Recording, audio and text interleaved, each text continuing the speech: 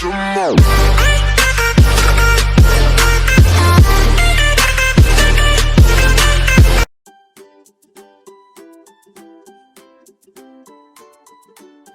Hello all and welcome back to my channel. तो आज के इस वीडियो में जैसे कि आपको पता है मैं बाकी बहुत सारे दुनिया के कुजीन से खाना बनाता हूँ। तो आज मैं एक मिडल ईस्टर्न कुजीन से खाना बनाने आ रहा हूँ एंड टाइटल्स आपने गेस कर दिया होगा। हम आज शवरमा बना रहे हैं।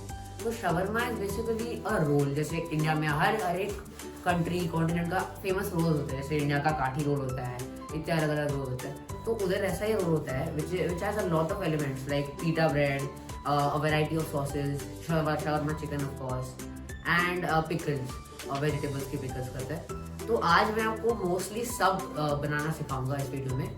तो चलो स्टार्ट करते हैं।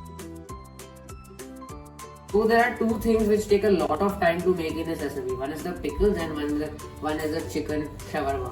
तो जो होता है चिकन, मैंने उसका ब्रेस्ट लिया है, चिकन ब्रेस्ट 2 पीस लिया है, एक छोटा एक बड़ा। एंड इसको भी हम छोटे पतले पतले स्लाइसेस में काटेंगे। चिकन मैंने पतला पतला काट दिया है, देख लो थिननेस। एंड इतना ही होना चाहिए, इससे ज़्यादा नहीं, इससे कम नहीं, वरना वो पकने में थोड़ा प्रॉब्लम होता है। And now will make the marinade of it. So we'll add 3 tablespoon of olive oil in which आधा लेमन का juice, around 5 to 6 cloves ginger garlic paste उसका।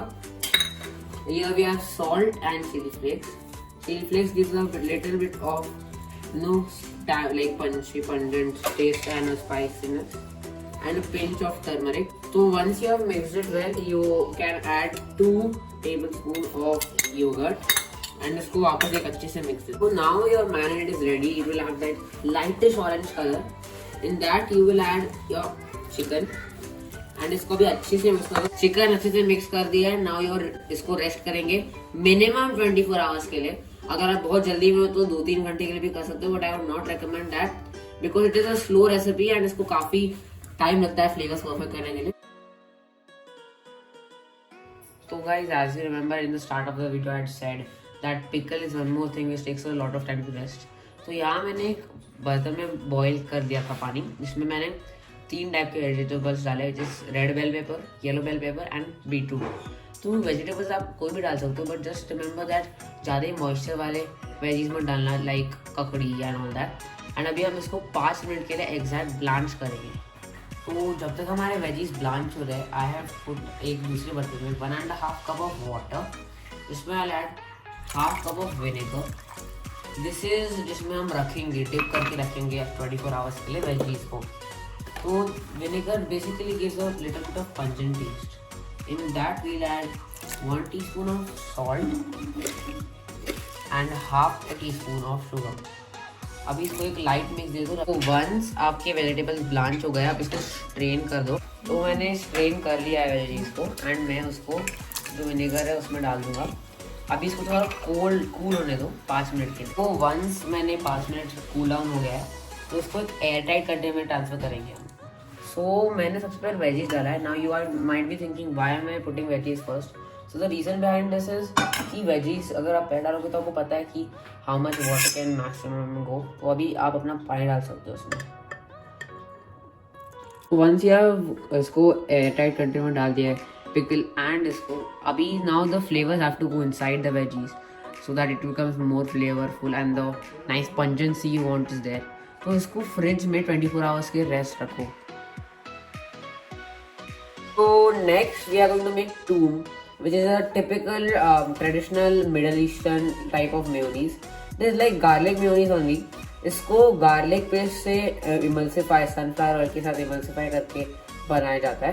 तो अभी हम start करेंगे by adding around I think 10 to 15 cloves of garlic with 1 teaspoon of salt, and half a teaspoon of lemon juice. तो once like a थोड़ा thin paste, like medium quantity paste है। तो now you will emulsify it by slowly adding out of 1 cup of sunflower oil 1-2 teaspoon डाल दो and इसको अच्छे से mixie में ग्राइंड करो until it becomes the consistency of mayonnaise।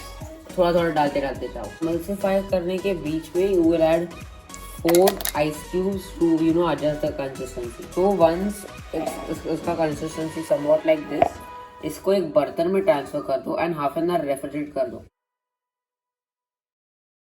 तो next we are going to be making the pita bread which is one of the main components of this whole recipe. तो मैंने यहाँ half cup of lukewarm water लिया है जिसमें I add half tablespoon of sugar and इसको अच्छे से mix करेंगे until the sugar dissolves। तो as you can see my sugar has dissolved and in that I'll have half teaspoon of yeast।